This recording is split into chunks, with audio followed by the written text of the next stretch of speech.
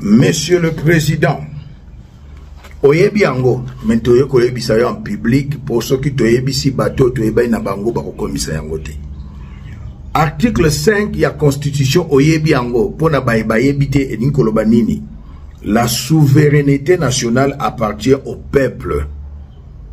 Tout pouvoir émane du peuple qui l'exerce directement par voie de référendum ou d'élection et indirectement par ses représentants. Papa Etienne Alobaki, le peuple d'abord. Olobaki était Berer y a passé au Kozonge la Molisusuté. Monsieur le Président, peuple a sengi Olongola, Rwandais touti Oyo Président, Oyo mes pasteur Roland Dalo a Pessio. Monsieur le Président, Roland Dalo a Ebisayo, a Longwaka église ya Vernon Ponanini. Monsieur le Président, peuple a zo senga na yo. Olongola, c'est Rwandais touti. Ça la volonté ya peuple. C'est l'article 5 ya Constitution.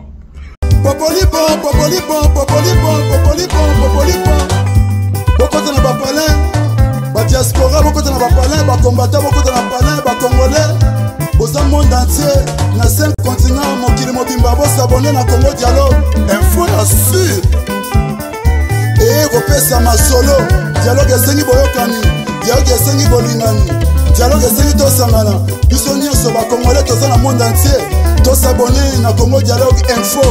Et si la ligne bakomona mona mwasi oyo ye na idéologie. Francine Ngembe. Bonjour. Na président élu Félix Antoine Tshisekedi wa Tshilombo ezalinga yi molobeli ya mboka sentinelle ya RDC le prophète King MP Élysée naye ko contribuer pona makambo etali DIRCAB oyo azali Rwandais touti.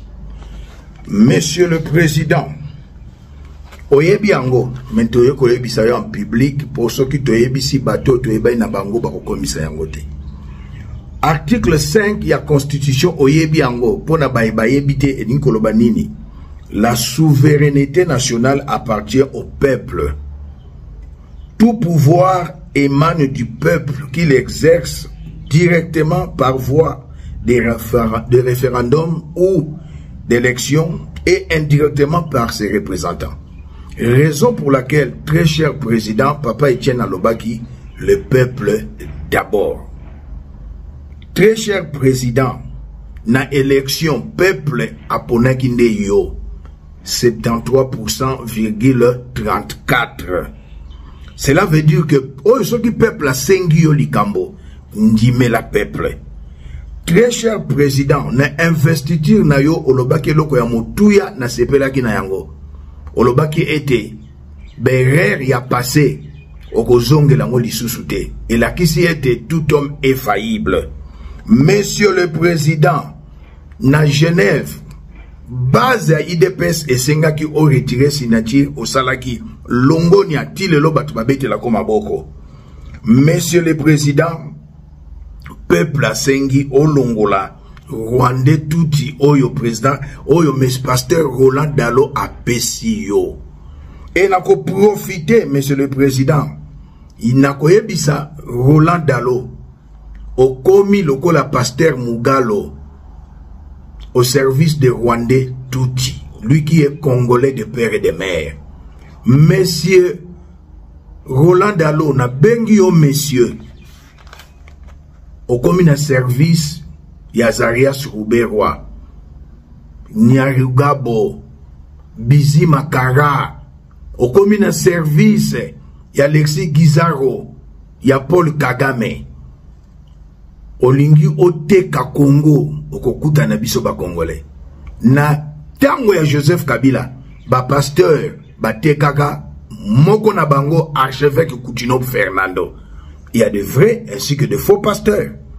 Monsieur le Président, Roland Dalo ayebisayo alongwaka église ya Vernon Ponanini, na kangi parenthèse. Monsieur le Président, peuple azo senga na yo. Olongola, c'est Rwandais touti. toyebi makambo bisengimani asalaka na tanga Mobutu.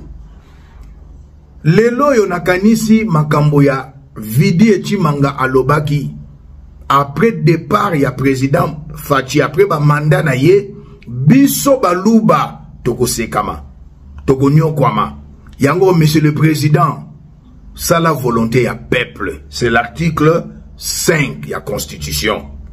Toboyi 4 choses, monsieur le président. 1. Après mandat na yo, famille na yo biologique ba trake bango na bayebakoya sima na yo.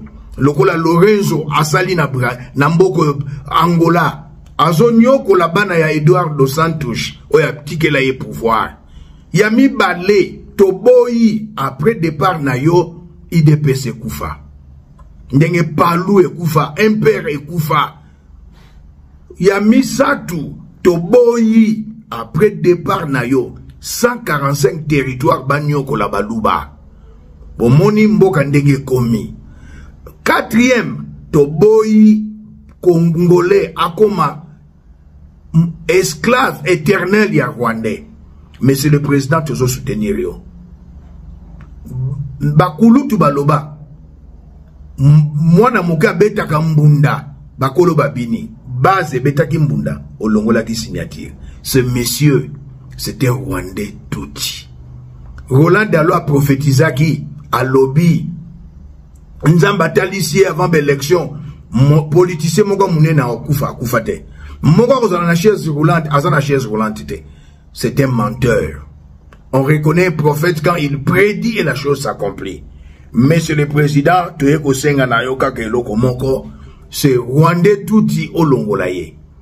Que vive le président Fachi, longue vie, que vive le peuple congolais, que vive la RDC. Ba Rwandais Tutsi, ba Nyaru Gabo, ba Zarias Ruberwa, tala boko sala boye. Tozana bino mayele.